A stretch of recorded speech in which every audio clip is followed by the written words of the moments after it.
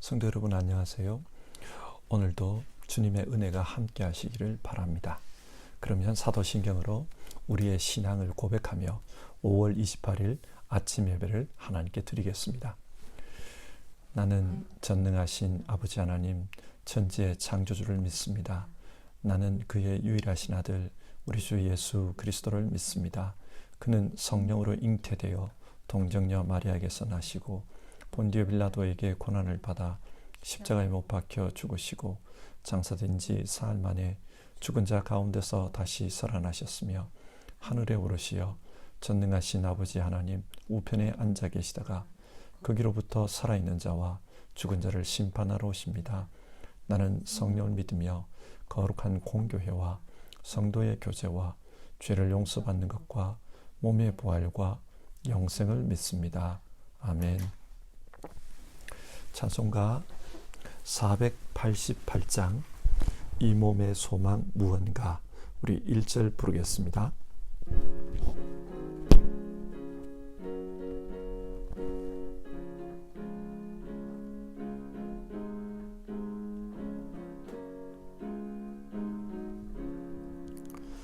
이 몸의 소망 무언가 우리 주 예수뿐일세 우리 주 예수 밖에는 믿으리 아주 없도다. 주 나의 반석이시니 그 위에 내가 서리라 그 위에 내가 서리라. 아멘. 성경 말씀을 함께 보겠습니다. 마태복음 8장 1절에서 13절까지의 말씀입니다. 마태복음 8장 1절에서 13절 주어진 하나님의 말씀을 한 절씩 교독하겠습니다. 예수께서 산에서 내려오시니 많은 무리가 그를 따라왔다. 나병 환자 한 사람이 예수께 다가와 그에게 절하면서 말하였다. 주님, 하고자 하시면 나를 깨끗하게 해 주실 수 있습니다. 예수께서 손을 내밀어서 그에게 대시고 그렇게 해주마 깨끗하게 되어라 하고 말씀하시니 곧 그의 나병이 나았다. 예수께서 그에게 말씀하시기를 아무에게 아무 말도 하지 말아라. 가서 제사장에게 내 몸을 보이고 모세가 명한 예물을 바쳐서 사람들에게 증거로 삼도록 하여라 하셨다. 예수께서 가버나움에 들어가시니 한 백부장이 다가와서 그에게 간청하여 말하였다. 주님, 내 종이 중풍으로 집에 누워서 몹시 괴로워하고 있습니다. 예수께서 그에게 말씀하셨다. 내가 가서 고쳐주마. 백부장이 대답하였다. 주님, 나는 주님을 내 집으로 모셔드릴 만한 자격이 없습니다. 그저 한마디 말씀만 해주십시오. 그러면 내 종이 나을 것입니다. 나도 상관을 모시는 사람이고 내 밑에도 병사들이 있어서 내가 이 사람들어 가라고 하면 가고 저 사람들어 오라고 하면 옵니다. 또 내 종들어 이것을 하라고 하면 합니다. 예수께서 이 말을 들으시고 놀랍게 여기셔서 따라오는 사람들에게 말씀하셨다. 내가 진정으로 너희에게 말한다. 나는 지금까지 이스라엘 사람 가운데서 아무에게서도 이런 믿음을 본 일이 없다. 내가 너희에게 말한다. 많은 사람이 동과 서에서 와서 하늘나라에서 아브라함과 이삭과 야곱과 함께 잔치 자리에 앉을 것이다. 그러나 이 나라의 시민들은 바깥 어두운 데로 쫓겨나서 거기서 울며 이를 갈 것이다. 그리고 예수께서 백부장에게 가거라 네가 믿은 대로 될 것이다 하고 말씀하셨다. 바로 그 시각에 그 종이 나았다. 아멘.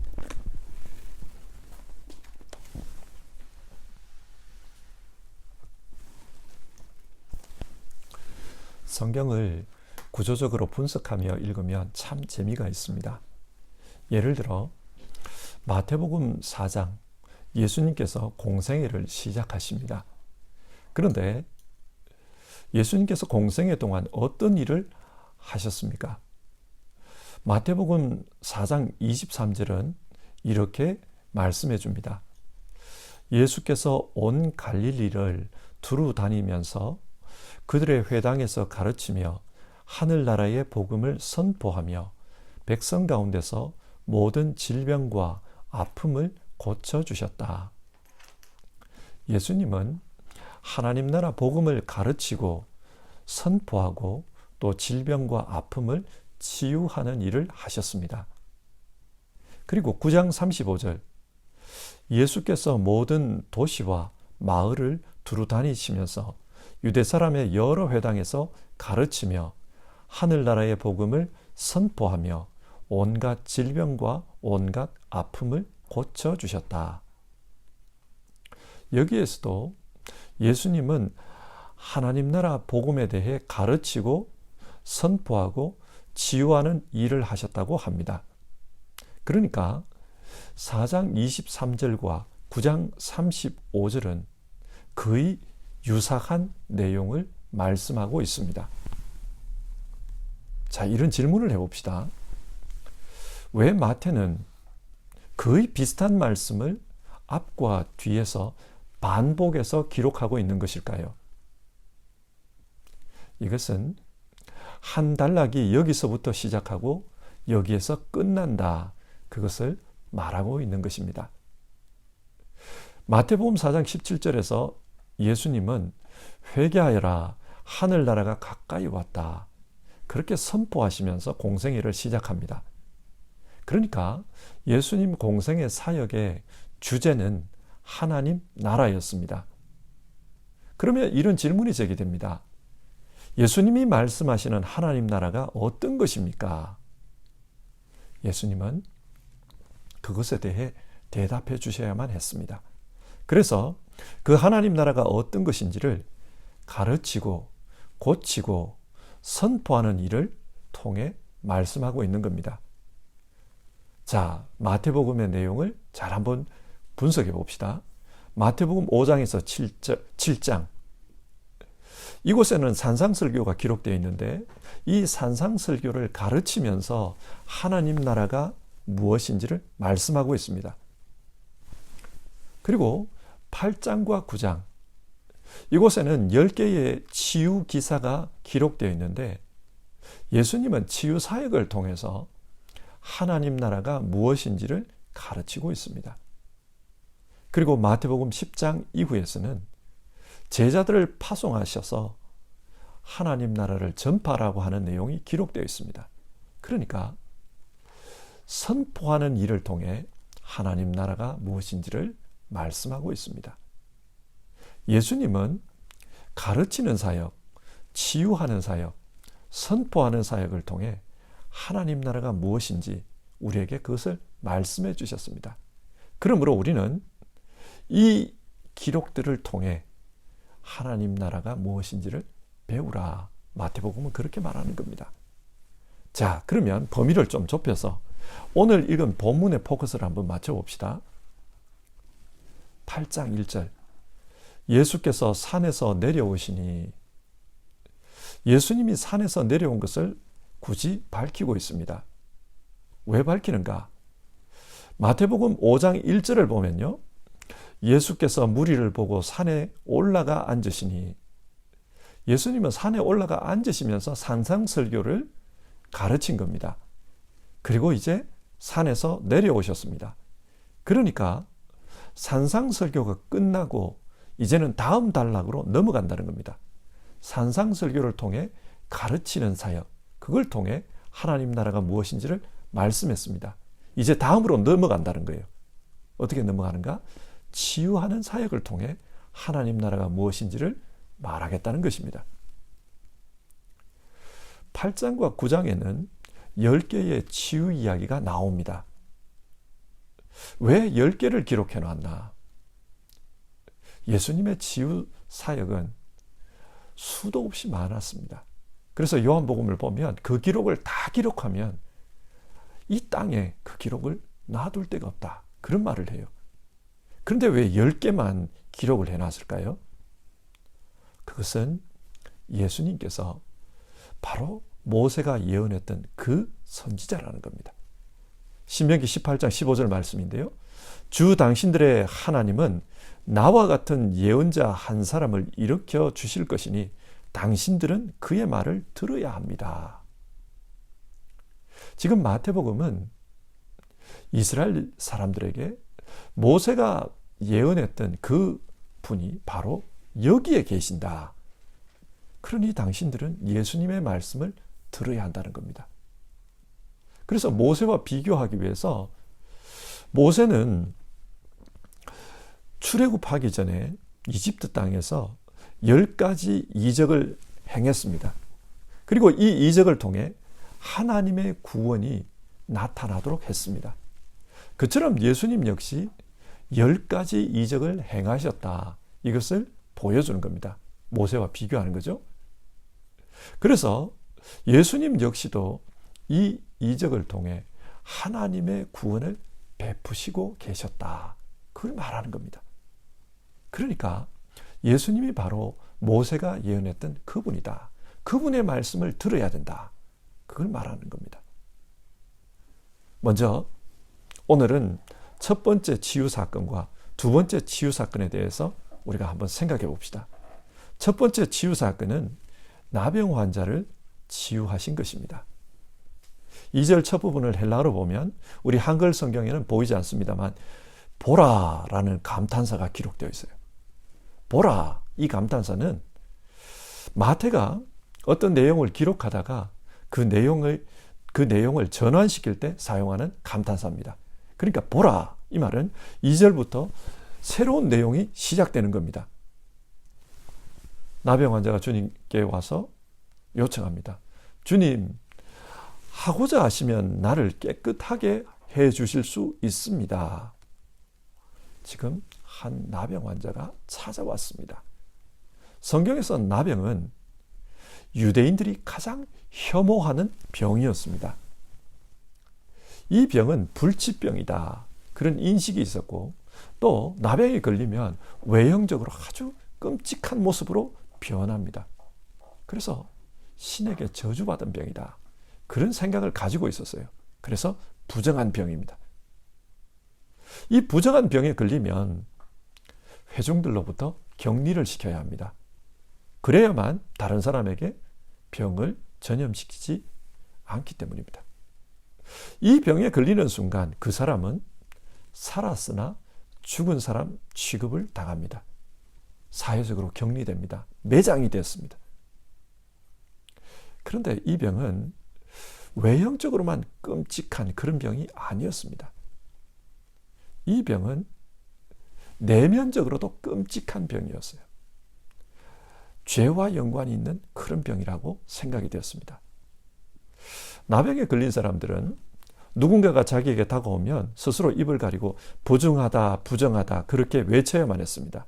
그래서 자기에게 오지 말라는 거죠. 여기서 부정하다는 말은 죄와 연관이 있는 단어입니다. 오늘 본문 2절을 보면은 이 나병 환자가 주님, 나를 고쳐주십시오. 그렇게 말하지 않고 주님, 나를 깨끗하게 해주십시오. 그렇게 말합니다. 이 병은 단순한 병이 아니라 부정한 병, 죄와 연관이 있는 병이라는 겁니다. 그래서 깨끗하게 해달라. 이 말을 헬라어로 보면은 카타리조라는 단어인데요. 이 단어는 죄를 씻는 것과 연관이 있습니다. 하나님 앞에서 나를 정결하게 해주십시오. 내 죄로부터 나를 구원해 주십시오. 이 말입니다. 구약성경을 보면 이 나병이 고침을 받은 이야기가 딱 2번 나옵니다. 한 번은 모세의 누나 미리암이 나병에 걸렸다가 고침을 받은 것이고 또 다른 한 번은 아람 군대 장관이었던 나아만이 고침을 받은 이야기입니다. 이 2번 다 하나님의 강권적인 역사로 고침을 받았습니다. 그러므로 나병이 고침을 받는다. 이 말은 나를 고쳐주십시오. 이 말은 하나님의 강권적인 역사를 행해 주십시오. 이 말입니다. 따라서 예수님이 나병을 치유했다라는 것은 예수님께서 하나님의 아들이십니다. 예수님이 하나님이 보내신 사람입니다. 그 뜻이 내포되어 있습니다. 주님 나를 깨끗하게 해주실 수 있습니다. 이 말은 주님은 하나님의 아들이시니까 나를 죄로부터 구원해 줄 수 있습니다. 그 말입니다. 지금 이 나병 환자는 예수님에 대한 분명한 믿음이 있습니다. 예수님은 그냥 선지자가 아니라 하나님이 보내신 하나님의 아들이라는, 그렇기 때문에 나병을 고칠 수 있다는 그 믿음이 있습니다. 예수님께서 그 믿음을 보셨습니다. 그래서 어떻게 반응합니까? 3절, 예수께서 손을 내밀어 그에게 대시고, 예수님께서 그 나병 환자의 몸에 손을 댔습니다. 레위기의 말씀에 따르면 부정한 자와 접촉할 경우 자기 자신도 부정하게 됩니다. 그런데 예수님께서 부정한 나병 환자의 몸에 손을 대었습니다. 이게 무슨 말입니까? 예수님은 이 환자의 문제를 자기 자신의 문제로 삼으신 겁니다. 이것은 마치 예수님께서 우리의 죄를 자기 자신의 죄로 받아들인 것과 같습니다. 그래서 십자가에 달려 우리의 죄를 해결해 주십니다. 그처럼 지금 이 사람의 부정함에 손을 대심으로 그 사람의 부정함을 예수님 자신의 부정함으로 만드신 겁니다. 그리고 주님께서 이를 깨끗하게 해주십니다. 마치 십자가 사건을 보는 것과 같아요. 여러분, 지금 성경이 말씀하는 하나님 나라가 무엇인 것 같습니까? 하나님 나라는 예수님의 이 긍휼로 인해 하나님의 은총을 덧입는 것입니다.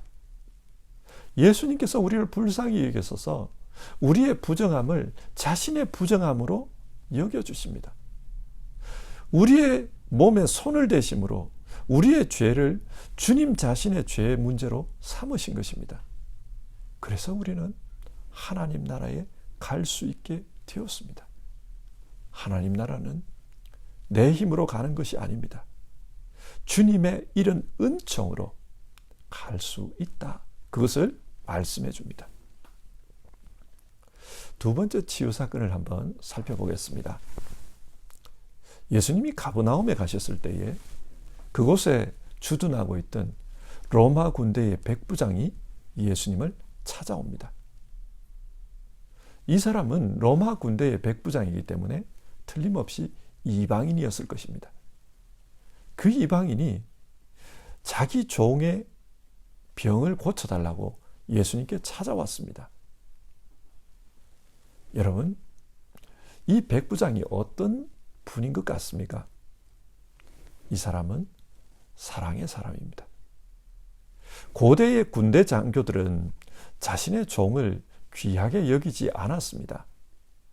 그러나 이 백부장은 종을 위해 주님께 찾아와 간절하게 간청하고 있습니다. 오늘날 우리식으로 말하면 이 백부장은 로마 제국의 공무원입니다. 높은 사람입니다. 그런데 그런 사람이 자신이 점령하고 있는 이 식민지의 허름한 몰골의 선지자에게 찾아와서 간청하고 있는 겁니다. 이 사람은 자기 종을 위해서 자신의 자존심을 내려놓은 사람입니다. 사랑의 사람입니다. 또 이 사람은 겸손한 사람입니다. 주님께서 이 백부장이 사랑이 많은 사람임을 알고 가자고 합니다. 그래서 고쳐주겠다고 합니다. 그러자 이 사람은 주님 말씀만 해주십시오. 나는 주님을 모셔드릴 만한 그런 자격이 없습니다. 이런 말을 해요. 이게 무슨 말이냐면은 당시 유대인들은 이방인과 접촉하는 것을 부정하게 여겼습니다. 그래서 이방인의 집에 가면 부정하게 되었다고 생각합니다. 그러니까 예수님이 이 백부장의 집에 가면 예수님이 부정하게 된다는 거예요. 그래서 이 백부장은 말씀만 해달라고, 말씀만 하시면 됩니다. 그렇게 말하고 있는 겁니다. 자, 보십시오. 이 백부장은 스스로 자기가 부정한 사람이라는 것을 인정합니다. 로마 장교가 자신들이 점령하고 있는 이스라엘의 율법을 받아들이고 그 율법에 따라 자기를 부정하다고 인정하는 것은 쉬운 일이 아닙니다.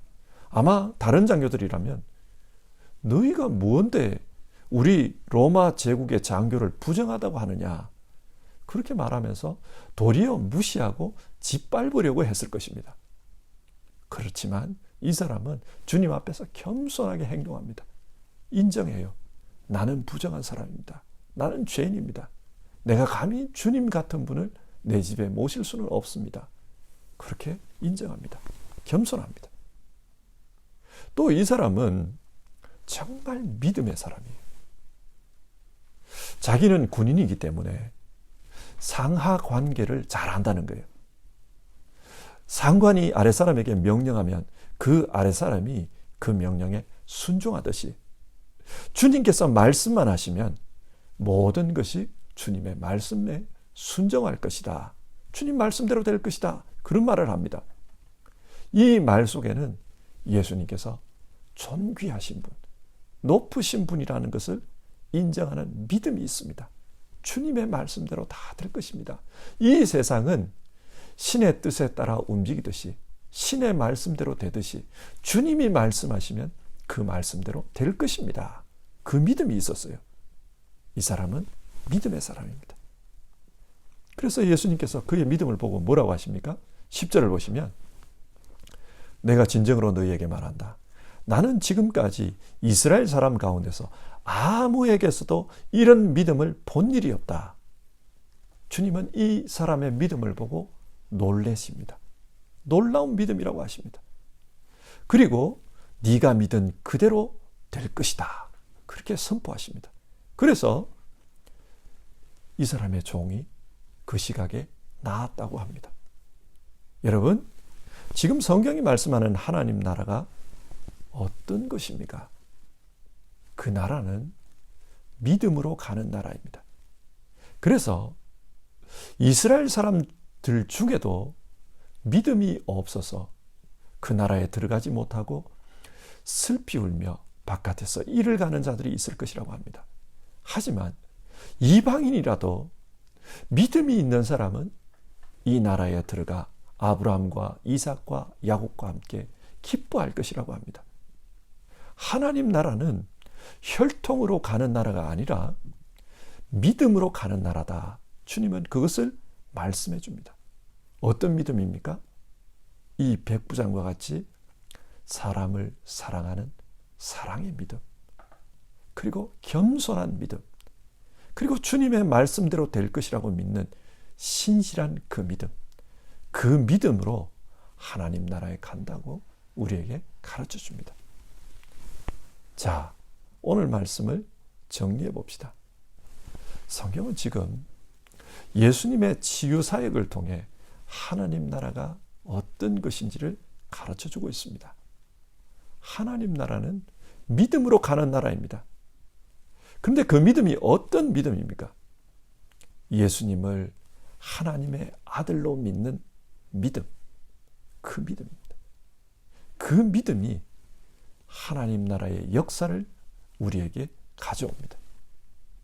첫 번째 치유 사역인 이 나병 환자 치유 사건은 유대 사회에서 가장 부정하게 여겨지던 그 나병 환자가 어떻게 하나님의 구원을 경험했는가, 그것을 말씀해 줍니다.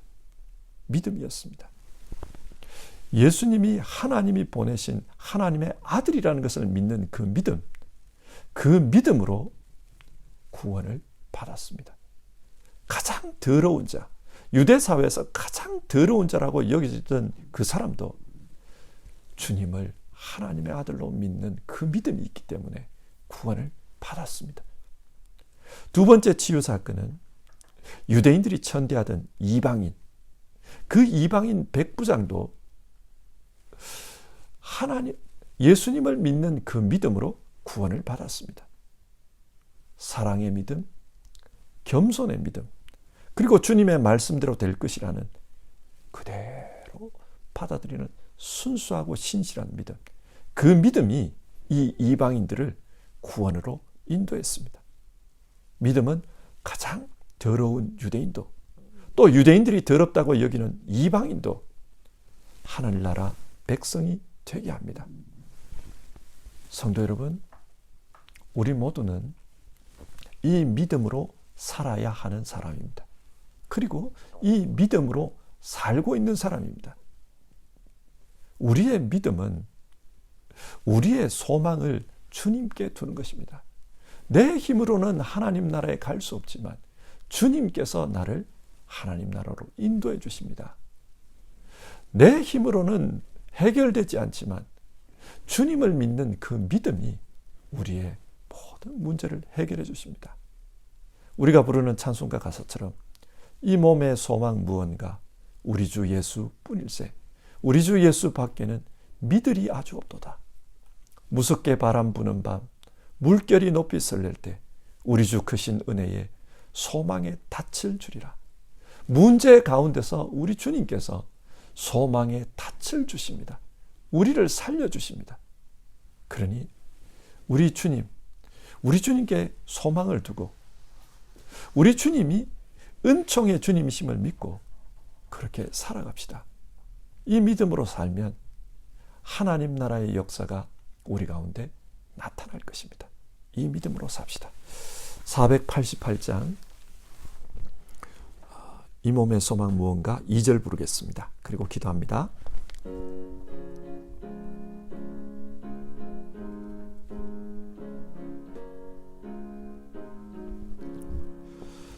무섭게 바람 부는 밤 물결이 높이 설렐 때 우리 주 크신 은혜에 소망에 닻을 주리라. 주 나의 반석이시니 그 위에 내가 서리라. 그 위에 내가 서리라. 같이 기도합시다.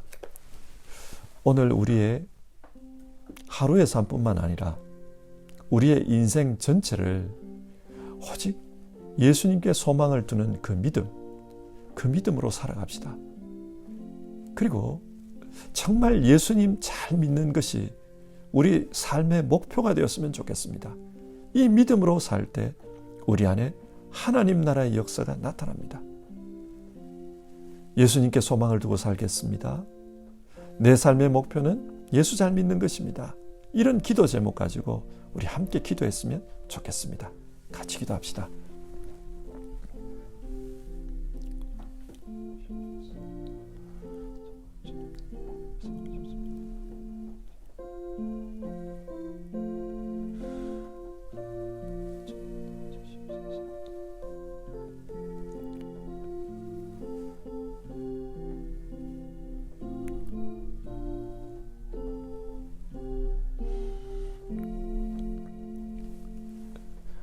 하나님, 오늘 말씀을 통해서 예수님께서 말씀하신 하나님 나라가 무엇인지를 이 치유 사건을 통해 살펴보았습니다.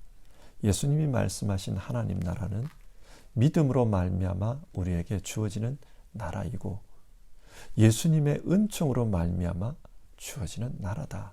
우리가 그렇게 말씀 속에서 살펴보았습니다. 우리도 예수님의 은총을 믿는 그 믿음으로 하루하루를 살기 원합니다. 우리 모두 신실하게 주님 믿을 수 있게 도와주시옵소서.